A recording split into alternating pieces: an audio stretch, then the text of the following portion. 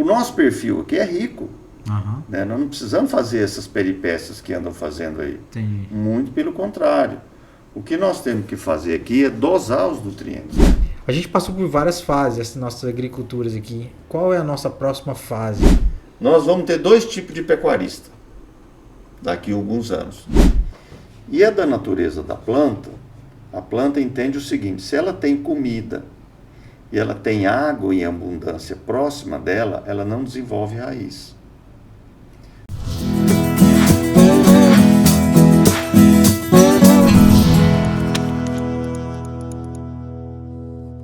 Fala moçada, a gente mais um podcast aqui no nosso canal Rural Book. Agradecer a todo mundo que tem seguido, compartilhado e comentado sobre os nossos diversos podcasts aqui.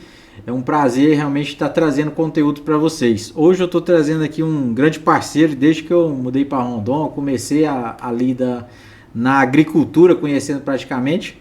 Conheci o César Macedo, agrônomo. E a gente já trouxe umas conversas desde lá, né, César? Tem bastante tempo nós estamos já. Aí, né? Aham. Obrigado, prazer te receber aqui. Obrigado aí pelo convite, depois de tantas marcadas, né? Verdade, acabou dando certo, né? Isso. Mas sempre dá. Que bom, é um prazer estar com você, a gente conversando um pouquinho, contando um pouco aí da história da região, né? Sim, a ideia é essa, cara, é a gente trazer as pessoas daqui, né? Pra gente poder criar nossa própria voz. Claro, tá certinho. Eu acho que a gente precisa disso, nossa região, eu acho que é carente dessa parte, da gente poder falar do que tá acontecendo aqui. Um pouco, né? Eu vou começar a falar um pouquinho de mim, né? Sim, saber de onde a ideia inicial, bom, eu goiano que veio pra cá, né? Eu sou natural de Goiás, né, de Rubiataba, uma cidadezinha do interior de Goiás, né? Sim. Estou aqui na região norte já há 27 anos. A minha formação, eu sou engenheiro agrônomo, né? É uma das minhas formações. E esse ano fez, né? Na verdade, 38 anos que eu formei. Então eu sou um cara meio jurássico já na agronomia, né? Então são 38 anos vivenciando a agricultura, né? Sim. São 38 safras, né? Desde que você saiu, você já pegou a agricultura? Já trabalhei com agricultura desde que eu saí. Eu trabalhei numa empresa de irrigação, depois trabalhei em usina, né, de açúcar e álcool. Sim. E finalmente voltei para o grão, que é onde eu comecei, né? Entendi. A gente começou com grão, irrigação, era uma fazenda que produzia semente de feijão. Em Goiás. Isso em Goiás. Depois, ao longo do tempo, a gente plantou HF, né? Basicamente era tomate industrial para uma empresa grande de Goiás. E depois eu vim para a região. Então eu estou aqui já há 27 anos, né? Conhecendo a região, né? Sim. Entendendo melhor, né? É uma região muito rica, promissora, muito embora muita gente não acredite, né? Mas nós estamos numa região muito rica. Pra você ter ideia, Rodrigo, olha só como são as coisas. Ao longo dos anos, tem uns 26 anos que eu vou para os Estados Unidos. Sim, você tem uma ligação grande. Nos últimos 10 anos, a gente tem ido todo ano. Né, visitar centros de agricultura, universidade, produtor, empresas. Mas quando eu estava na universidade, e isso tem 40 e poucos anos, já naquela época, o Departamento de Agricultura tinha um livro na universidade que era do Departamento de Agricultura americano. Era um livro de solos, que naquela época a gente já via os mapas de solo da região e mostrava a fertilidade. Ou seja, o que tinha aqui era floresta. Como que eles conseguiram isso? Não sei. Mas eles já sabiam que aqui era uma região rica. Sim. Né? Uma região de solos férteis. Então, lógico, como toda região, né, do Brasil, ela teve os seus ciclos, né? Então, o primeiro foi o ciclo da madeira, depois veio o ciclo da pecuária, né? E agora é o ciclo da agricultura, né? Que é quando dá prosseguimento e é onde se gera mais riqueza, né? E a gente tem visto muito já o retorno disso aí, né? Retornando para, tipo assim, aí balanceando a agricultura com pecuária, né? Isso. Porque basicamente a madeira e a pecuária, elas são atividades extrativistas, né? Elas usam os recursos naturais, né? Usam a fertilidade do solo. Com o decorrer... pecuária tradicional, né? Isso, a pecuária tradicional. Estamos falando da pecuária tradicional, né? A pecuária como ela sempre foi no Brasil. É claro que ela está mudando, né? O cenário está mudando. Então, aquelas regiões, mesmo de Goiás, nós temos uma região lá que era basicamente pecuária, né? Que a gente chama de Vale do Araguaia, que é, né, uma região de grandes fazendas de pecuária, que hoje está se convertendo para a agricultura, né? E aí fazendo a combinação, integração lavoura-pecuária, confinamentos, né? Então esse é um caminho natural. Isso aconteceu não só aqui no Brasil, mas nos outros países também, nos Estados Unidos aconteceu isso. Dessa forma também, não foi diferente. Tá? Seguiu a mesma caminhada, né? Mas falando um pouco da nossa região, nós temos aqui uma característica bastante interessante. Rondon, Dom Eliseu, Açailândia, Bom Jesus da Selva, Buriticupu, nós estamos em cima do platô. Por isso que a turma chama de chapada, né? É o chapadão, né? Mas na verdade nós estamos em cima da cordilheira. Não é uma cordilheira dos Andes, né?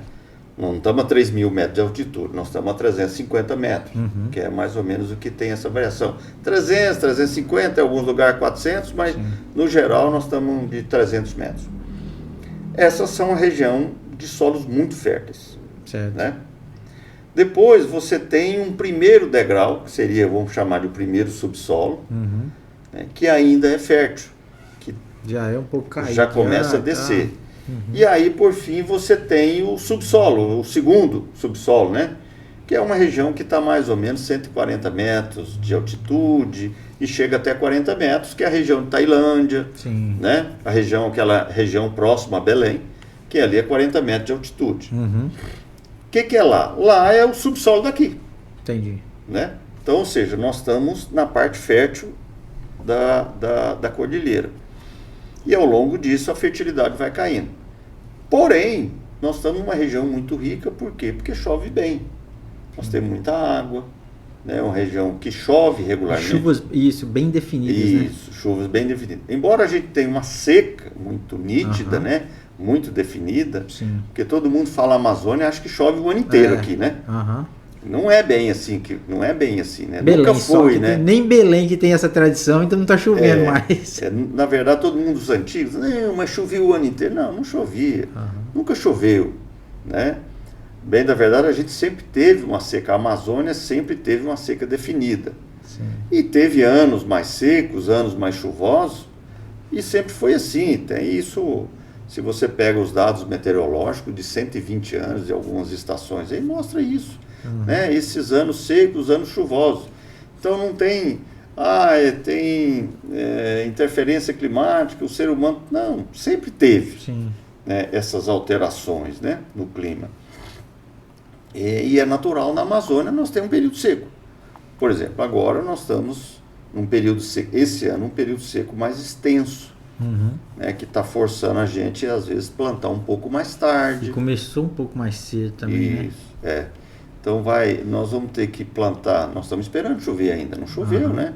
Hoje são 6 de novembro e nós não temos, em a grande maioria da região aqui, nós não temos chuva. Né? Não temos chuva para plantio, não tem umidade para plantar. E também a previsão não mostra grandes volumes para o mês de novembro, né? Então, ou seja, o plantio nosso ele vai acontecer mais no final de novembro e início de dezembro. Por consequência, né, a nossa segunda safra ela vai ser afetada por conta disso. E safrinha vem no risco. Então a safrinha nossa, ela vai, eu falo safrinha, eu gosto de falar segunda safra, ela vai estar bastante comprometida. Né? Por conta da chuva. A gente depende da chuva, né? Mas, voltando ainda, nós temos uma região de solos muito férteis. Né? Tanto é que os resultados de produtividade que nós temos aqui, nós não perdemos para o estado nenhum brasileiro. Sim, é o que eu costumo falar. Nossa tecnologia, nossa agricultura aqui é de igual para igual, em termos de produtividade e tecnologia. Né? Considerando a primeira safra, né? Nós temos produtividade iguais aos melhores lugares do Brasil. Mato Grosso, Goiás, né? Nós temos produtividades iguais e até superiores Sim. a esses estados. Porém, a gente tem uma limitação da segunda safra, Sim. né? Porque a gente não tem chuva suficiente. E ela fica muito no risco, né? Já afeta muito a segunda safra. Mas Diferente deles, eles conseguem ter uma primeira safra muito boa e uma segunda safra muito boa, né? Sim. Então, Serviço Mato Grosso. Isso. Goiás, parte de Goiás, parte do Tocantins também tem, né? Sul do Maranhão, algumas regiões do sul do Maranhão. Então tem esse, vamos falar assim, esse benefício. O sul do Pará também tem, né? Tanto que eu conheci o Uruçuí, lá é uma safra só e eles nem pensam em mais fazer outra, que é uma bem definida só e tá bem feita. Uruçuí, aquela região do sul do Piauí ali, é uma região que também chove tarde, Sim. né? E a chuva corta cedo. Isso. Então, ou seja, o índice de pluviômetro lá é pequeno. E lá ainda tem um risco, né? Costuma ter um veranico um pouco alongado. Sim. Que é um risco maior ainda para isso, que é o que nós não temos aqui. Nós temos o contrário, né? Ao longo do ciclo da cultura, nós temos excesso de chuva. Sim. Nós temos muita chuva, né? Isso às vezes acaba atrapalhando um pouquinho a cultura, né? Dificultando a vida dela, né? Da planta. Sim, sim. Mas com todos esses percalços, a gente tem obtido bons resultados, muito bons. Né? E, desculpa, indo mais profundamente, mais técnico, assim, eu não sou técnico, mas assim, a gente vai entendendo algumas coisas. Claro. Questão de perfil de solo, a galera vai trabalhando isso aí e a gente já está chegando num nível de uma agricultura mais, como é que eu posso falar assim, mais tecnificada, né? Então o pessoal está trabalhando na própria terra dele para poder fazer... A questão do perfil de solo, é preciso entender o seguinte, existem duas situações de perfil de solo. O perfil de solo ele é necessário aonde não chove, né? E que você tem problemas ao longo do perfil do solo. Problema de alumínio, falta de deficiência de nutrientes. Então você precisa construir esse perfil para que a planta consiga desenvolver e passar períodos de seca. Sim. Né? Nós não temos esse problema aqui. Sim. É o contrário, nós temos muita chuva. Mas vamos fazer o perfil de solo para a segunda safra. O problema da nossa segunda safra não é o perfil. Não chove. Né? E quando a gente planta o milho, o solo está encharcado. E é da natureza da planta, a planta entende o seguinte, se ela tem comida e ela tem água em abundância próxima dela, ela não desenvolve raiz. Então você planta, ela nasce com muita dificuldade, porque está chovendo muito, as noites são mais frias e está muito nublado, então ela tem pouca luz para fazer fotossíntese. Resultado, ela demora a desenvolver e quando ela vai florescer, para de chover. Então, ela não formou a parte vegetativa dela, que era para ela formar a raiz, ela não formou. Por que ela não formou? Porque ela não tinha necessidade de fazer. Ela não teve um estressezinho, né? Para poder virar gente. Exatamente, né? Ela não teve demanda. Por quê? Porque ela sempre teve água e comida na boca dela. Para que eu vou desenvolver raiz? Para que eu vou gastar energia em fazer raiz? Né? A planta, ela faz isso. Sim. E aí ela entende que não precisa, só que vem a chuva e corta. O nosso perfil aqui é rico. Né? Nós não precisamos fazer essas peripécias que andam fazendo aí. Entendi. Muito pelo contrário. O que nós temos que fazer aqui é dosar os nutrientes. Né? Eu sempre tenho falado com quem a gente atende, eu falo o seguinte: quando sua mãe vai fazer uma comida, o que ela fica fazendo? Vai pôr um pouquinho de sal, prova, põe o sal, prova, né? Tá O que a gente tem que fazer? Vai adubando e vai analisando. Né? Nós brasileiros ainda nós estamos muito, eu diria, atrasados mesmo em relação, por exemplo, aos americanos. Os americanos fazem análise do solo todo ano. Normal para eles. Por quê? Porque eles vão dosando os nutrientes. Entendendo como está o solo. Aqui no Brasil é assim, nós temos cliente que faz esse ano e aí daqui 4 anos ele volta. Sim. Quer dizer, o solo, você começou a fazer um processo de correção, ele melhora a sua produtividade e aí ele para de fazer as correções e 4 anos exauriu, aí baixou a produtividade, ele volta de novo. Então ele tem um ápice e desce, ápice e desce. Quer dizer, o processo produtivo dele não é crescente. Ele é sobe e desce, sobe e desce. Quer dizer, às vezes ele pega um ano que desce a produtividade e o preço desce junto. Então ele passa por um estresse do caixa muito grande, né? Isso não é recomendável. Então o que os americanos fazem diferente de nós? Eles têm essa prática usual dele, é normal para eles, né? Fazer análise do solo todo ano, ver o que precisa corrigir, faz as correções e segue para frente. Produtividade de soja deles é igual a nossa. E em alguns estados é até pior do que a nossa. O que eles têm lá de diferente? Milho, que é muito mais produtivo. Por que o milho deles é mais produtivo? Porque eles têm 14 horas de luz, né? O milho tem uma demanda de luz muito alta. E isso favorece a produtividade. Além do que, né? O que eles têm de vantagem em relação a nós, no Brasil, né? Eles têm um período de luz maior por dia. Sim. Eles têm um índice, uma pressão de inseto e doença muito menor que a nossa, porque vem o inverno, vem a neve e zera tudo. Começa do zero. zero. Vamos começar do zero, né? E a gente tem uma Amazônia aqui, né, que sempre o contrário, né? Nós temos verão, um verão, né, que é chuva, sim, que é seco, né? Para nós aqui verão é seco. E nós temos um inverno que está chovendo. Sim. Porém, o verão nosso, que embora não esteja chovendo, a umidade do ar é alta. E as temperaturas são altas. É tudo que as doenças querem. Sim. Umidade e temperatura, né? O deles lá, o que eles têm? Eles têm o frio. Sim. Então, cessa o desenvolvimento de doenças, cessa o desenvolvimento de pragas. Sim. Isso é um fator que favorece a eles. Adicionalmente a isso, né, eles têm um melhoramento genético, de sabe lá quantos anos, muito mais investimento em pesquisa, né, do que o Brasil. Mas muito, não é pouco, não é muito, muito superior ao nosso, né?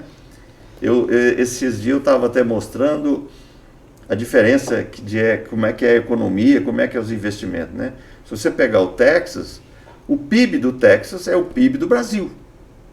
Um estado americano tem a mesma riqueza que o Brasil inteiro. Um estado. Sim. Então, é um país muito rico e eles investem pesadamente. Com isso, os seus produtores têm uma retaguarda muito grande em pesquisa, sim, em tecnologia. Porém, o Brasil, com todos os percalços, né, disso aí, a gente tem produtividade semelhante a ele. Perde no milho, mas ganha no algodão, né? Ganha em uma série de fatores. Tanto é que nós somos os maiores exportadores em vários produtos agrícolas, né? Sim, sim. Suco de laranja, açúcar, café, né? Soja. Então, ou seja, nós também temos nossos benefícios. Então, o Brasil tem vantagens e tem desvantagens. Sim, sim. Ninguém pode ser perfeito em tudo. O que nós temos que aprender é lidar com as desvantagens. Né? Como é que nós podemos trabalhar essas desvantagens? Né? Ao invés de ficar reclamando, como é que nós podemos trabalhar? Essa região mesmo, nós tínhamos sempre um gargalo. Como plantar mais cedo? Né? Então a gente foi identificando métodos de plantar mais cedo. Né? O que nós precisamos plantar mais cedo? Para plantar mais cedo? Nós temos que ter palhada, matéria orgânica. O solo precisa de matéria orgânica. Nós temos que ter mais plantadeira. Nós temos que ter secador. Sim. Nós temos que ter colhedeira. Então, ou seja, eu consigo aumentar a minha produtividade, mas automaticamente eu preciso de uma estrutura melhor para me antecipar meu plantio. O meu planejamento tem que ser melhor, que é o que eles fazem lá. O planejamento deles é muito bom. Nós temos, na nossa região aqui, produtores muito eficientes, né? E outros que estão chegando lá. É um processo normal, né?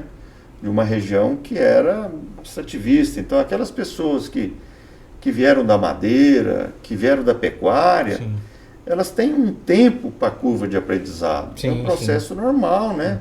Aprender não é da noite para o dia. Eu vejo que já está havendo essa transformação, né? Sim.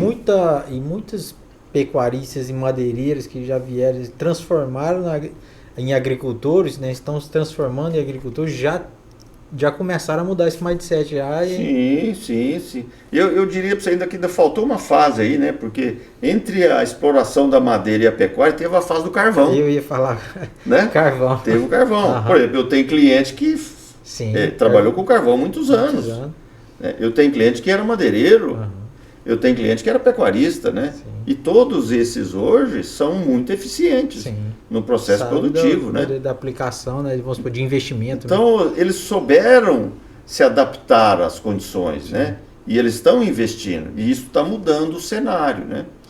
E uma vez, talvez uns 10 anos atrás, eu fiz uma palestra aqui no sindicato, que aqui tem uma bacia leiteira. Aqui em Rondon? Aqui em Rondon. Sim. E aí tive lá mais de 80 pessoas, né? E eu imaginava que aquelas pessoas queriam uma fórmula mágica, né? E eu abri a reunião falando o seguinte, falei, olha, nós vamos ter 2 tipos de pecuarista daqui a alguns anos. Aquele que não precisa da pecuária, ele é um comerciante, ele tem alguma atividade que ele não precisa da fazenda, né? A fazenda é um hobby, é uma atividade, uma poupança, né? Sim. E aquele que trabalha a pecuária eficientemente. Então, aquele que está no meio, que nem uma coisa nem outra, esse vai desaparecer, né? Esse, infelizmente, por que vai acontecer isso? Como aconteceu em outras regiões. Não é exclusividade nossa, né? Aconteceu em Goiás, na minha região, aconteceu isso, né? É normal acontecer isso, a pessoa não conseguiu se adaptar às mudanças. Então a agricultura... Se não adaptar, vaza logo, que é a grande, o mercado elimina, né? O que é a grande virtude da agricultura? Ela é muito dinâmica. Sim. Né? E então, hoje, né? Não pode deixar para amanhã. Né? Então se a pessoa não se adapta àquele ambiente, né? Porque nós temos uma fábrica a céu aberto. Né? Nós não controlamos o clima. Nós sabemos que vai chover, mas não temos controle. Eu quero que chova amanhã. Não tem. Então você planta baseado em algumas previsões que ainda não são muito seguras, né? Sim. As nossas previsões meteorológicas ainda é muito falha. E aí você planta no risco.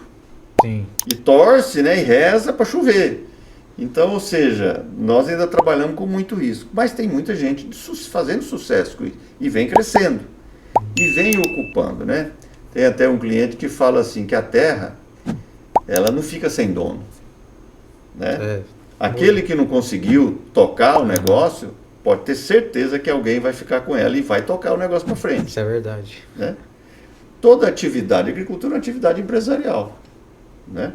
Ela não é, embora tenha o glamour, né? Muita gente fala do glamour da agricultura, mas ela é uma atividade empresarial como outra. E o glamour da agricultura é só no Brasil. Né? Porque na Europa e nos Estados Unidos, o produtor é um cabo de classe média baixa. Entendeu? Se você pegar, por exemplo, a economia americana, com toda aquela pungência da agricultura, a agricultura lá representa 5% do PIB deles. Ou seja, merreca. Entendeu? Sim. A agricultura representa 5% do PIB deles. Com toda aquela pungência, toda essa produtividade ainda é 5%. E eu acompanho o agricultor americano tem 26 anos, né? Eles estão pedalando. Então, ou seja, o cara tá sobrevivendo. Sim. E as nossas produtividades, né, a nossa oferta de soja tem incomodado eles. Já ouvi vários relatos, né, de produtores, né, relatando, né, essa dificuldade, que depois que nós conseguimos plantar soja, produzir, eles nunca mais conseguiram ter lucro com a soja. E isso tem trazido uma certa atenção para nós, né? Com certeza. E isso vem impactando, por exemplo, com a moratória. Sim. Olha só, o que é a moratória? É uma proteção de mercado. Né?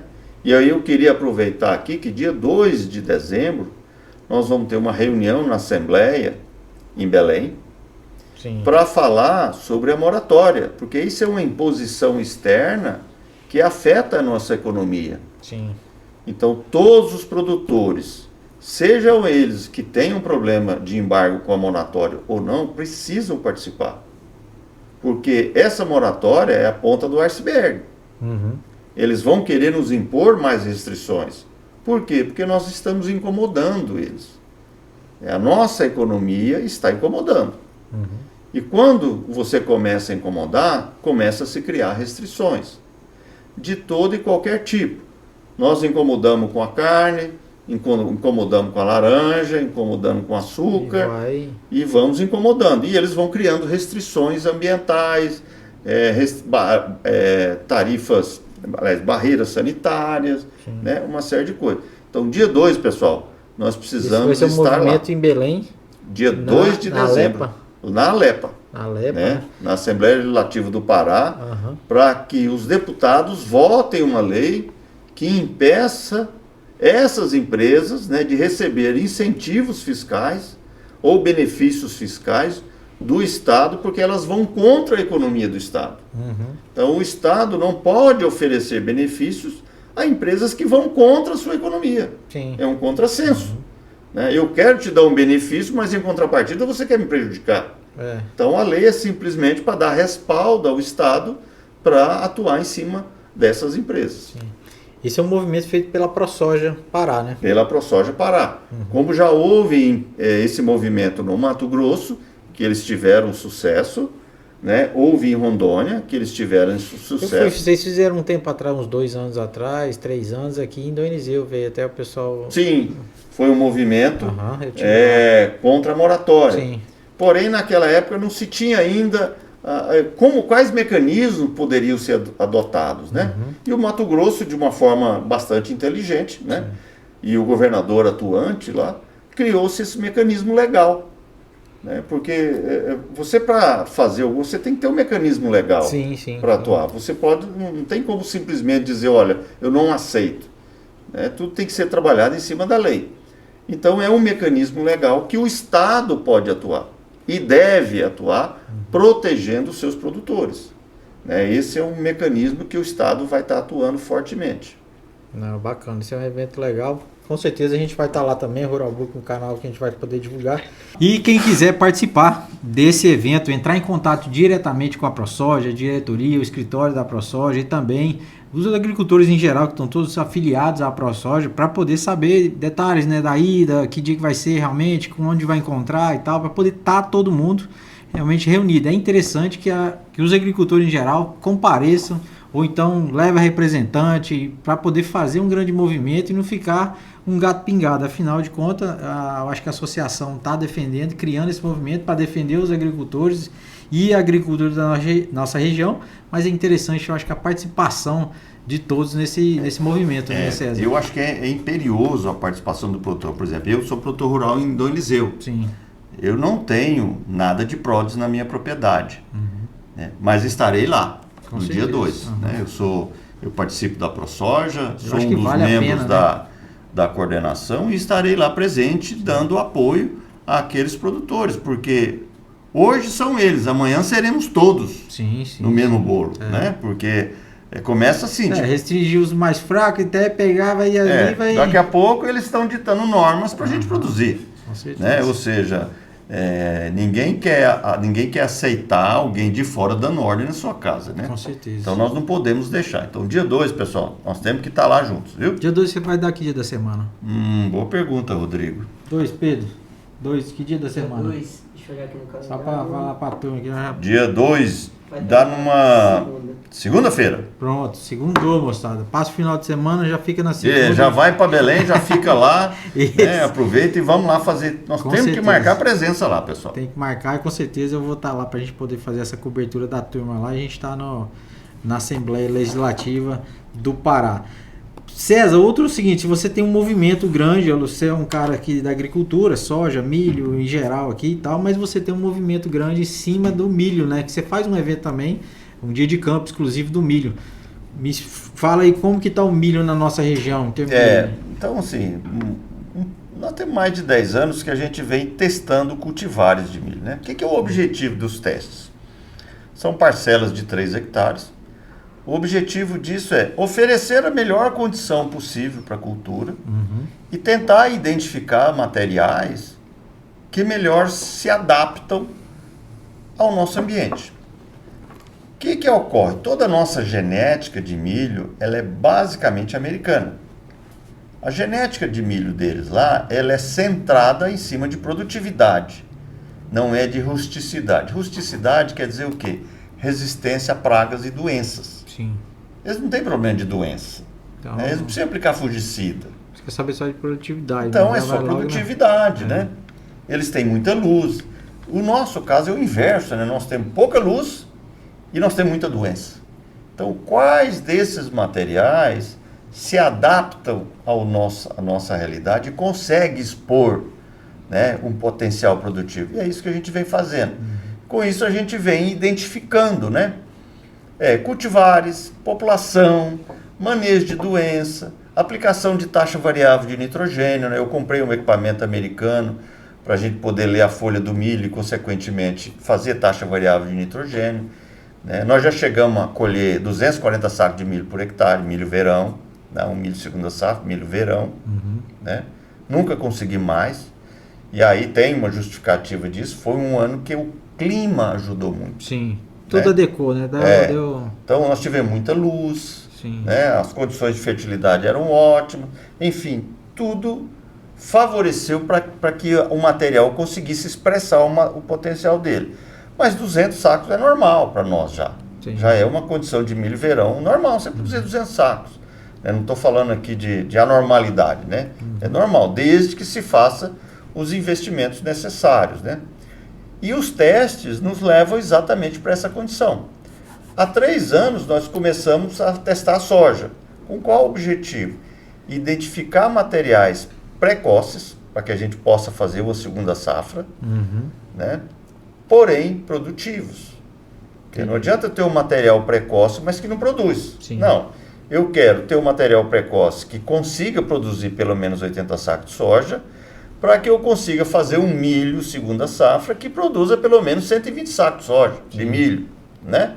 Então isso seria, eu diria, o sonho. Né? Esse é um sonho de consumo nosso. Com certeza. É tentar chegar nisso. Já conseguimos. Em algumas áreas. Média geral, não conseguimos fazer isso. Sim. Mas em algumas áreas a gente já conseguiu. Então mostra o seguinte, que tem um caminho a ser percorrido. Sim. Né? A gente precisa ir trabalhando mais isso para que a gente consiga chegar lá. Mas eu digo que a gente vai chegar. Né? A genética tem mudado, já tem materiais mais precoces de soja, que está nos permitindo a gente plantar e colher mais cedo e, consequentemente, ter uma janela melhor para o milho segunda safra. Né? E por isso que a gente está testando soja agora, para que a gente saiba, porque para a gente poder ter milho, né, a segunda safra mais produtiva, a gente tem que ter um ciclo menor da soja.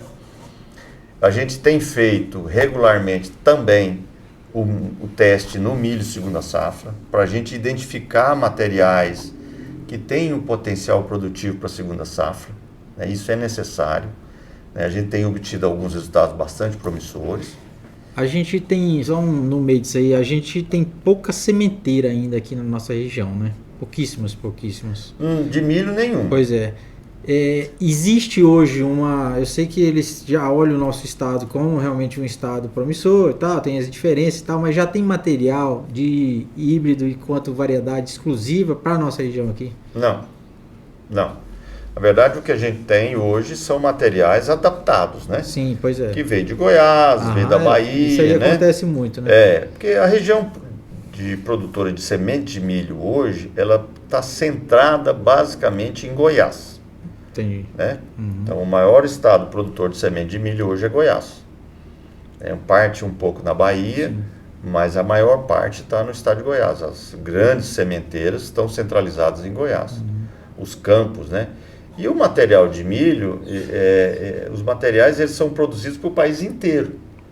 Então tem cultivar que é mais adaptado ao sul do Brasil e tem cultivar que a gente veio estudando, avaliando e se adaptou mais à nossa região. Então nós temos materiais que são mais promissores aqui, né?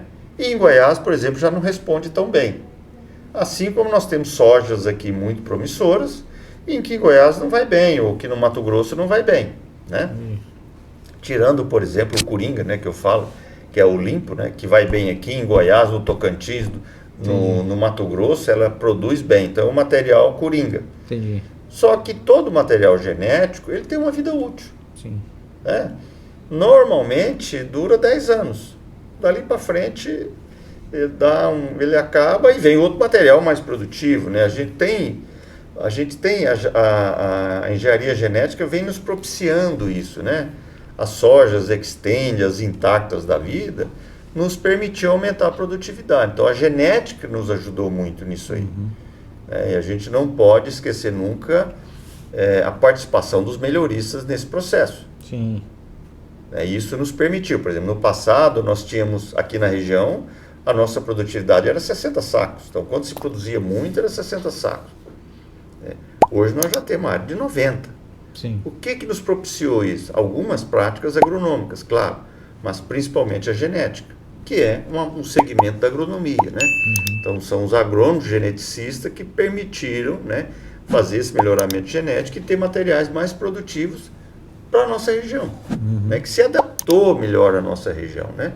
Da mesma forma o milho, né? Nós temos alguns materiais que até então nós não conseguimos identificar outro que fosse superior a ele, né? Existe sempre uma discussão, uma celeuma em cima, mas você prioriza aquele material. Eu falei, olha, eu não priorizo material nenhum. A nossa prioridade é material mais produtivo e conhecer os materiais. Por quê? Milho é uma cultura bastante interessante. Você tem um milho para baixo investimento, para médio e para alto investimento. Sim. Um milho de alto investimento, ele é um milho, diria, o top da galáxia, Sim. que tem que ser tratado a pão de ló, né? E um milho de baixo investimento, que é um milho rústico, né? Aquele que é um produtor que está começando, é um pecuarista que não tem muito investimento, é uma área nova, né? Que ele não vai fazer muita coisa, né? Ele quer uma reforma de pasto, então ele usa o milho de baixo investimento, é um milho mais rústico, que se adapta àquela situação, né? Você trabalha com população diferente, então o milho tem essas nuances, né? Diferente da soja, por exemplo, que é uma coisa mais linear, né? Então, até porque quem vai plantar soja já é aquele agricultor que ele sabe que tem que cuidar mais. Sim. Né? O milho, não, eu planto, faço a ureia e lavo as mãos, né? Eu vou lá só para colher agora, né? A grande maioria faz isso, né? Tipo assim, eu falo que eu não sou técnico, eu não sou agricultor, mas a gente só de ouvir falar uma coisa ou outra, ouve os que entendem e ouve os que não entendem. Claro. A gente vê que os Estados Unidos usam muito milho para etanol, né? Muita Sim. coisa. O Brasil não tem esse tanto uso mais para etanol, mas é alimentação mesmo, né? Existe uma diferença por causa de uma coisa ou outra, que lá produz uma coisa, outra que outra, mas você já falou que realmente, vamos por lá, tem essa vantagem do inverno, tá? Essa questão das doenças, né? Menos doença. É isso. Mas os Estados Unidos, assim, o foco deles é milho. Por que o foco deles é milho? Bom, primeiro que a alimentação deles é baseada no milho. Sim. Né? Então, a série de sucrilhos, tudo Entendi. aquele produto industrializado é centralizado no milho, né? A alimentação de proteína do americano é centralizada em cima de porco e frango. Porco e frango come milho. Isso. Né? Uhum. Porco, frango e ovo é milho. Uhum. Se você não tiver milho, você não consegue produzir esses bichos. Sim. Entendeu? Não tem jeito. Galinha, para botar ovo, ela come 90% é milho. Sim. Porco para engordar é milho. Frango para engordar é milho. Então, grande parte do milho deles é destinada a produzir proteína animal. E uma parte muito grande para produzir etanol. Porém, o processo de produção de etanol, você tem o DDG, Sim. que é o subproduto, né? Que é usado para quê? Para alimentar o porco, Vai pra cadeia. o frango, os patos, os peixes, o peru e o gado, né? A pecuária deles. Porque lá nos Estados Unidos a pecuária é bastante interessante deles. Eles têm uma região que chove mais, então é onde se cria o bezerro. Aí você vai no meio do país, já começa a secar, é o garrote, né? Então o bezerro sai daqui e vai para uma região virar garrote. E o garrote vai para a região seca, que é o Texas, o Oklahoma, parte do Kansas, do Nebraska ali, que é os confinamentos. É lá que é terminado o boi, né? Os maiores confinadores estão no Texas. Sim. A maior planta de carne da JBS é no Texas, né? Inclusive nós passamos lá dessa vez esse ano, na porta deles lá. Então eles criaram um mecanismo, né, Sim. para para criar a pecuária deles, né? Então a pecuária deles é centrada em cima. E é baseada em quê? Em milho. Então o milho tem múltiplas utilidades. A soja também, né? Porque a soja, além do óleo de soja, né? Porque todo mundo acha que soja só dá óleo de soja. Sim. Ela tem inúmeros produtos, né? Quando alguém critica a soja, né? Ele tem que parar de comer algumas coisas, né? Muitas coisas. Muitas, né? E eu sempre falo o seguinte, olha, porque essa expansão da soja, você quer diminuir a expansão, para de comer. Simples, você faça dieta. Olha, eu não vou comer mais pão, eu não vou comer mais essas gororoba dos veganos, porque toda coisa vegana é baseada na soja. Sim. Né? Porque o milho é muito calórico, então eles baseiam na soja. Proteína extrusada de soja, o que é? É o bagaço da soja. Sim. É uma proteína extrusada que é usada em todos os produtos veganos, que é um produto muito suave, baixa caloria, mas rico em proteína. Sim.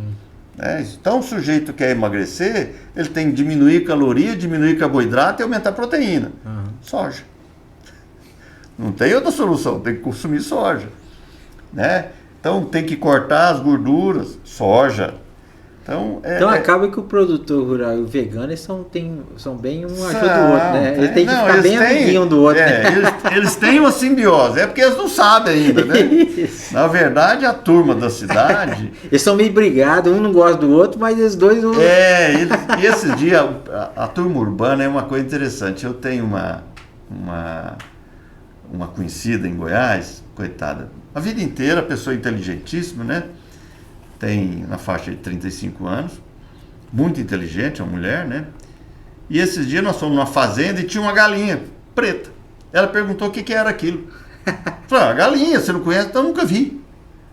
Então a pessoa, não é culpa dela, é porque ela nunca viu, né? Ela viveu no centro urbano.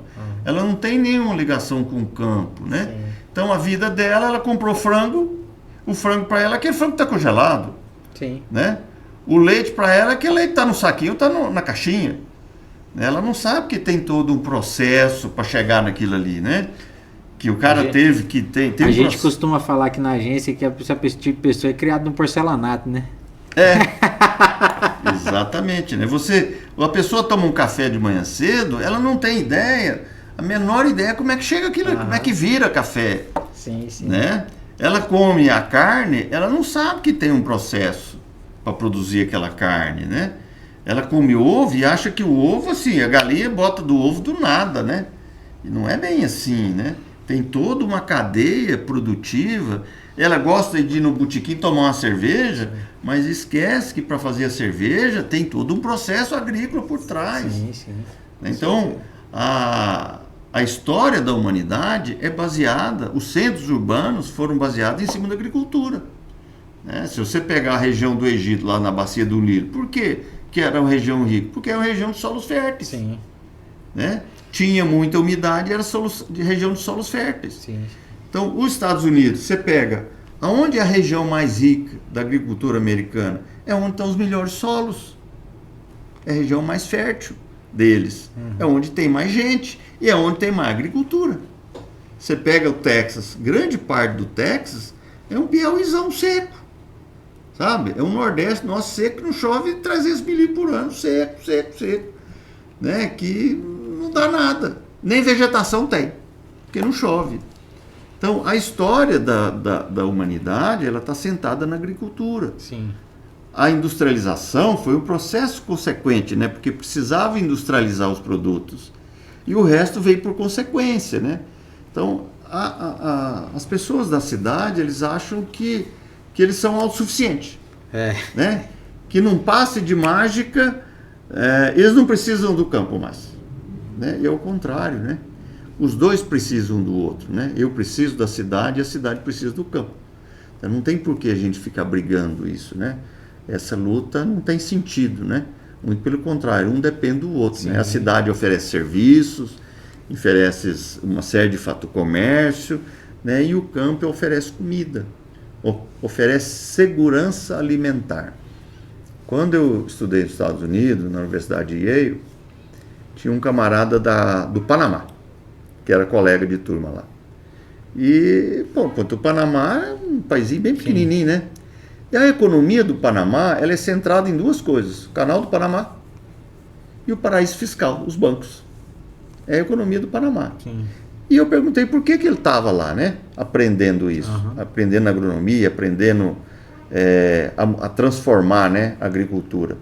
Ele falou: olha, o nosso país está preocupado com a segurança alimentar, né?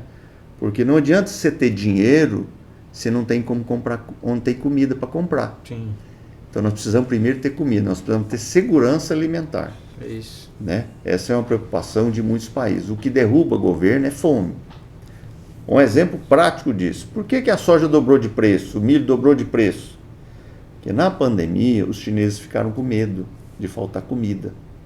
Eles têm 1 bilhão e 300 milhões de pessoas para comer. O que eles fizeram? Compraram o que puderam. O preço explodiu. Sim. Né? Os preços do commodities foi lá para as nuvens. Porque eles entraram com os dois pés juntos, usando uma expressão, né? Comprando. Quando eles fizeram um estoque regulador que garantir a segurança alimentar deles, eles tiraram a mão. Aí o preço caiu. Foi isso que aconteceu, né? Então o preço voltou para a normalidade. Salvo exceção tiver alguma normalidade, para o preço voltar a subir de novo. Mas a segurança alimentar, ela é imperiosa. A nossa região tem uma contribuição, uma região muito rica, né, que está crescendo muito e vai crescer muito. E isso vai melhorar as condições da cidade e vai melhorar as condições do campo, né? Hoje nós temos internet, tem energia, tem uma série de fatores, nós temos máquinas sofisticadíssimas no campo, né? Altas tecnologias. E a mesma tecnologia que tem nos Estados Unidos. Sim. Eu tive agora recente lá, nós temos máquinas aqui que é as mesmas que eles usam. E tem multinacional brasileira já levando trem para lá, né? Isso, nós temos empresas que fabricam, por exemplo, plataforma GTS, que é uma empresa brasileira. Eu vi plataforma de colheita de milho deles lá nos Estados Unidos. Sim. Eles têm uma distribuidora lá. E a própria outra JAS, que até foi parceira nossa aqui, mandando dosadores e todo mundo lá e já trabalhando. Ou seja, mostra que nós temos potencial. Sim. Nós só precisamos acreditar em nós mesmos. Isso, aí uma das perguntas que eu queria te fazer em relação a isso. Você vai muito para lá, você tem essa relação com os Estados Unidos e até leva muitos agricultores, pessoas para lá, vocês estão sempre levando turma para lá, levando assim, que eu digo, vamos para lá, criando uma excursão entre vocês aí, a turma. Já existe um fluxo contrário? A galera já está vindo aprender com a gente? Tem, mas ainda pequena escala. Sim. Né? Isso tem uma justificativa, né? Porque o americano, ele é muito centralizado na região dele. Sim, ele é muito ele, assim, né? Ele é o dono da bola. Às vezes você tem americano, por exemplo, que ele mora ali numa cidade, naquele estado, e você fala assim, olha, você conhece tal cidade? Ele não sabe nem onde que é. É do estado dele, ele não sabe onde que é. Ele viveu ali, por quê? Porque ali tem todas as condições que ele quer. Não precisa explorar outras vezes. Não, ele não tem nenhuma diversidade, ele está confortável ali. Então tem camarada que não conhece os dois estados americanos. É que a gente estava falando do estresse, né? Quando você tem estresse, você vai procurar, né? Raiz, procurar outras coisas e tal. Agora não tem, tá tudo na mesa, né? Então fica. Pra que eu vou atrás, né? Nós vamos muito atrás porque a gente quer tentar entender, às vezes, aspectos conceituais ou tecnologia, o que eles estão fazendo. O que pode ser feito. Por quê? Porque a pesquisa deles, o investimento em pesquisa deles é muito grande. Nós fomos agora recentemente na Universidade de Oklahoma, lá com o professor Brian. Nós fomos no laboratório, ele tem um laboratório de sólidos. Era um prédio novo, que tinham acabado de recém-construído lá, estava inaugurando o prédio. Foi um prédio que foi construído especificamente para a parte de fertilidade do solo, na Universidade de Oklahoma. E lá dentro do laboratório dele, ele mostrando os equipamentos, tinha um equipamento lá que custava $500 mil. Um equipamento do laboratório era $500 mil. Quer dizer, para nós custa 3 milhões de reais. Que a universidade brasileira que tem, não tem. Então, eles têm recursos, eles estão anos na frente da pesquisa. O que a gente vai lá? Entender isso. O que nós podemos aproveitar deles para adaptar a nossa realidade? Sim, que são realidade que tipo de conhecimento que eu posso usar deles para melhorar o meu? Eu não vou conseguir mudar o meio ambiente para ficar o deles. Porque lá tem outra coisa bastante interessante. Aqui, quando a gente está querendo plantar, por exemplo, nós estamos agora, está quente e está seco. Isso. Né? Nós estamos querendo que chove um pouquinho para a gente plantar, né? Ele já está doido olhando para o céu. Todo dia o produtor liga, e aí a previsão, como é que tá? Tá ruim, não chove. E lá é o contrário. Olha só, lá tá úmido e tá frio. Olha só, que contraponto. É verdade. Aí eles têm que gradear. Por que tem que gradear? Passar grade. Porque o solo está congelado, está frio. Precisa quebrar. Então tem que expor o solo para ele descongelar. Sim. Aqui a gente planta soja, 4 dias já nasceu. Lá eles plantam, leva 15. Caramba, está congelado, né? Porque está frio. Uhum. A planta não desenvolve. Né? Olha que diferença. É outros pensamentos. Né? O ciclo lá é mais longo do que o nosso, porque a planta demora, é frio. Até que esquenta para a planta ir vegetando, mas demora. O nosso caso é mais rápido, né? Porque é quente e é úmido. Sim. O deles é frio. Até que esquenta e que tem umidade. É que vai fazendo. São duas realidades muito diferentes. Porém, a gente consegue, ao longo disso, tirar algumas coisas que se adaptam ao nosso ambiente. Sim, com certeza. Vocês estão antes na frente de pesquisa, então com certeza tem muita coisa que pode... Eu gosto um pouco de explorar um pouco meus convidados aqui e entender um pouco como funciona tudo, e é a oportunidade de a gente levar essas informações todas. Você é um cara que você falou que está quantos anos? 35 anos de 38. De Pará, né? Ah, não, de Pará, 27. 27, já é um...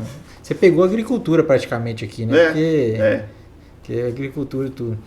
A gente passou por várias fases, essas nossas agriculturas aqui. Qual é a nossa próxima fase? Qual é a nossa próxima? Porque a gente veio trabalhando tudo, fazendo diversas... E existe uma nova fase agora.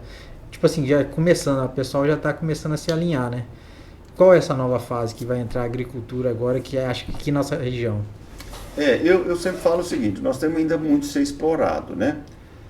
Eu acho que nós precisamos ter a terceira safra, que é a safra da pecuária. Sim. Né? Então nós temos uma primeira safra de soja, uma segunda safra de milho e uma terceira safra de pecuária. Uhum. Então nós estamos produzindo soja, depois a gente produz milho, depois nós produzimos carne. Então nós temos que tentar completar esses 3 ciclos primeiro, para depois passar para irrigação. Tem alguns produtores que pulam a fase. Eu sempre falo, vocês estão pulando fase. Né? Tem que tomar cuidado que vocês estão pulando as fases. Porque nós temos muito o que fazer ainda. Né? Eu sempre falo, e eu sempre comento, falo, você jogava videogame? Eu joguei. Você conseguia pular fase? Não, pois é, você está pulando. É verdade. Né? Eu acho que nós temos muita gente, por exemplo, e aqui às vezes elas são induzidas, os produtores são induzidos a pular fase. Sim. Eu já sou mais racional, né? Eu acho que não. Falei, olha, você conseguiu fazer essa fase bem feita? Beleza. Então agora nós vamos para a fase subsequente. Sim. Esses dias mesmo nós estávamos discutindo com 2 produtores, que ele falou, mas no passado você era contra usar fósforo a lanço. Era. Porque naquela fase a gente não tinha fósforo no solo. Então nós tínhamos que passar por aquela fase primeiro. Agora nós temos como fazer isso. Sim. Porque o nosso solo já são mais rico em fósforo, então a gente consegue fazer essa fase melhorar. Entendi. Mas não dá para pular. Todos aqueles que pulam não tem sucesso, tem que voltar lá para o início, né? Joga aquele joguinho, né? Fez isso, volte 4 casas, né? Não deu certo. Exatamente. Muita gente tenta pular e tem que voltar e voltar e fazer aquilo de novo. Né? E a agricultura não tem nenhuma complexidade. Né? A planta é um ser vivo, ela tem a dinâmica dela, não precisa ficar colocando esse tanto de bugiganga que quer colocar. Né? Sim, sim. Eu tenho dito isso, falei, olha, para que isso? Não tem necessidade disso. Né? Procure fazer as coisas mais simples possível, né? Sem adicionar tanta bugiganga. Tem muita perfumaria, né? As turmas ficam valente comigo, né? Você chamou meu produto de perfumaria, mas é mesmo, perfumaria, ele não está agregando ao produtor, sabe? Ah, mas meu produto deu um saco a mais, mas ele gastou 2, né? O que é importante, isso eu aprendi com os americanos. Lá, eles fazem o que sobra. Isso aqui, se eu fizer, sobra para mim? Sobra. Ótimo, eu vou fazer. Não sobra? Não quero. Empatou? Não quero. Né? Hoje eu falava isso com o produtor, hoje de manhã. A gente tem que, nós como um técnico, como agrônomo, nós temos que oferecer soluções que o produtor ganhe dinheiro.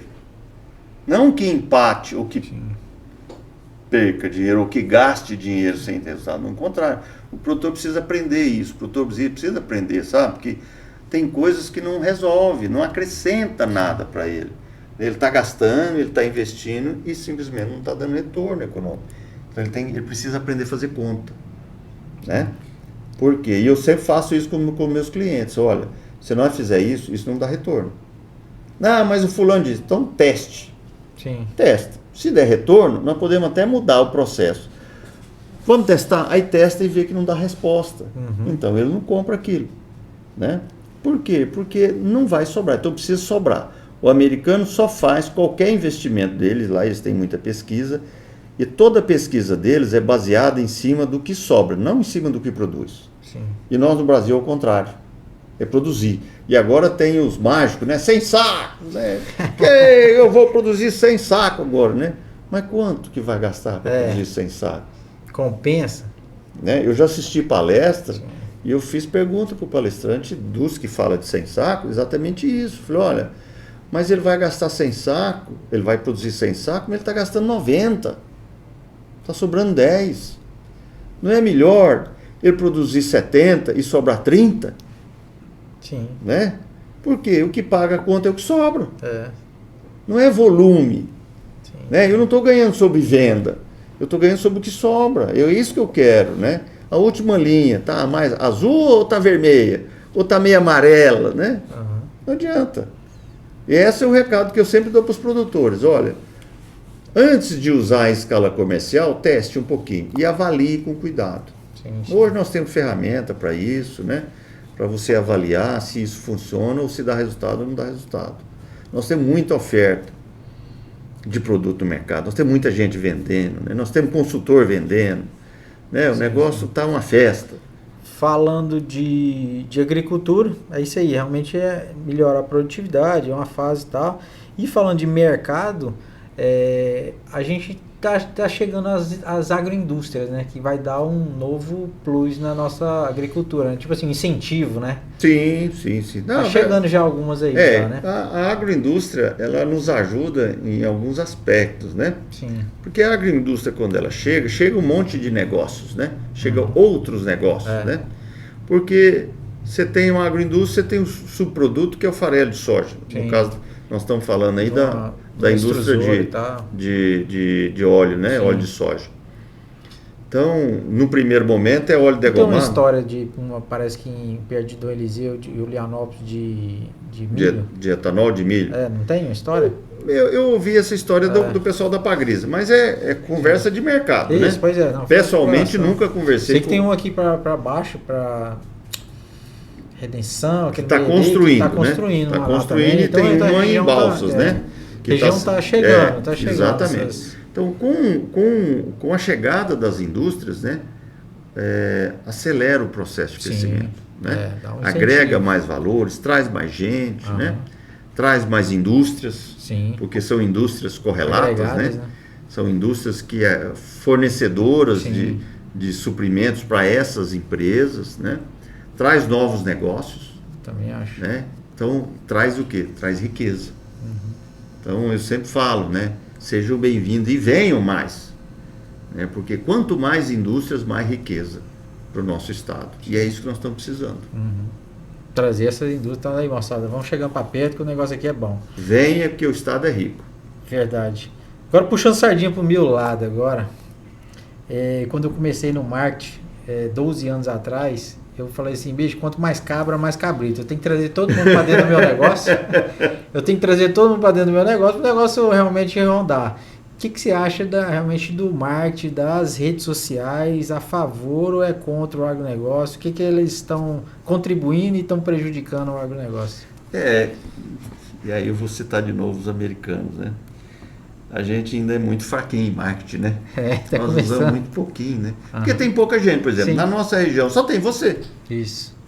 que faz marketing ligado ao agro. Sim. Concorda? Aham. É muito pouco. Sim, muito pouco. Né? Que eu falei, quanto marcar abrir. Tem que ter mais gente, concorrência. Nós temos muito pouco. Nós exercemos muito pouco. O agro brasileiro, ele exerce muito pouco esse benefício, Sim. que é o marketing. Né?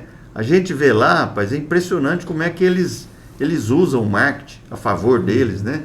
Porque o marketing é propaganda. Sim. Né? Eles usam para mostrar o agro, Os canais, as redes, né? e mostrar de uma visão diferente, né? Eles mostram o agro de uma visão assim, olha, tá aqui o agro e está ajudando você, né? E nós do campo, a gente tem essa dificuldade, né, de mostrar da porteira para fora. Sim. O que a gente está fazendo, porque se a gente não fala, ninguém fica sabendo, né? Nós precisamos falar mais para os urbanos. Olha, nós estamos fazendo isso, venha cá conhecer a minha realidade, que você vai ver que eu estou contribuindo muito, né? Eu estou te levando uma comida saudável, rica em nutrientes, né? Para você ter uma vida mais longeva. Sim. Né? A nossa expectativa de vida brasileira aumentou, por quê? Porque está se alimentando melhor, tem mais comida. A gente acabou de falar de uma situação que, por falta de comunicação, os dois brigam um com o outro, que é o agricultor com o vegano. Exatamente. Um depende do outro. E um depende do outro, e um briga com o outro. Exatamente, né? Como é que eu vou conseguir ser vegano se o agricultor não me ajuda? Né? Eu preciso da ajuda dele. O marketing é importante. Sim. E todo negócio, ele tem um tempo de maturação. Né? Você começou 12 anos atrás. Sim, sim. Né? É um processo. Sim, processo. Eu tenho 38 anos de agricultura. Eu vi um processo de maturação. Hoje, com certeza, eu sou muito mais racional, muito mais centrado, muito mais seguro na tomada de decisão. Sim. Né? Por quê? Porque eu vim amadurecendo, né? É um processo de amadurecimento. O marketing que você faz é esse processo. Sim. Hoje você é conhecido, mas há 12 anos atrás, eu falei, quem é esse louco aí, né? Falando... Então, o marketing ele é importante no agro. E a gente usa muito pouco, né, o marketing. A gente precisa usar mais, para mostrar mais a nossa realidade, né? E mostrar o quanto a gente contribui. Nos valorizarmos. Sim, né? a ideia é vendermos nós, né, a nossa imagem. Sabe? Nós precisamos nos vender melhor. E a gente usa muito pouco isso. Isso. E pensando nisso, te convido para poder vir aqui com a gente também, quem está escutando a gente aqui, vir para cá, criar uma voz aqui, a gente tem nossa voz. É uma oportunidade, então, é um canal, isso, né? É um canal aqui, a porta está aberta para a gente poder realmente falar, conversar e ouvir as diversas opiniões. Sim. E a gente cresce, eu acho que a partir daí, né? Escutando essas diversas opiniões. E eu tenho uma fala também muito aqui, que é para deixar uma mensagem para o produtor rural, para o agronegócio em geral. Eu acho que você tem duas mensagens. Uma que você vai passar a mensagem, a outra você vai fazer outro convite de novo, para os caras irem lá para a Lepa de novo. Bom, a primeira mensagem é: acredite naquilo que você está fazendo. Né? Nada consegue superar a força do trabalho. Nada. E o que a gente faz? A gente fornece o nosso conhecimento para que essa força do seu trabalho seja menos penosa e seja mais produtiva. Então, é o trabalho junto com o conhecimento. Isso é importante. E mais uma vez convidar a todos os produtores para o dia 2 de dezembro estarem conosco lá, ombreados, nessa reunião da ALEPA, né, da Assembleia Legislativa do Estado do Pará. Essa presença dos senhores, gente, ela é fundamental importância. Porque sem a presença dos senhores, nós estaremos desguarnecidos e não vamos conseguir aprovar nada. Ela é necessária. A união de vocês precisa para nós conseguirmos nosso sucesso. Aguardo todos até lá. Isso aí, moçada, a gente vai estar junto nessa. E também, mais uma vez, César, muito obrigado. É sempre uma honra conversar com você. A gente sempre... Eu que agradeço, né? E sempre que eu puder, se tiver algum assunto interessante, nós estamos aqui à disposição. Pode contar também com a Rural Book, pode bater na porta. Rodrigo, preciso falar uma mensagem aí. Pode vir aqui que está à disposição. Combinado, então. Muito obrigado. Valeu, moçada, aquele abraço, agradecer nossos parceiros, a Calmap, nosso parceiro aqui também, a Sicredi e também a Greane, que é distribuidora do Amaru, aqui na região centro-norte do nosso Brasil. Obrigado a todos vocês por estar seguindo nosso canal, sempre compartilhando e lembrando que esse conteúdo nosso está no Spotify também, se quiser assistir, está lá. Valeu, moçada, aquele abraço. Obrigado e até lá.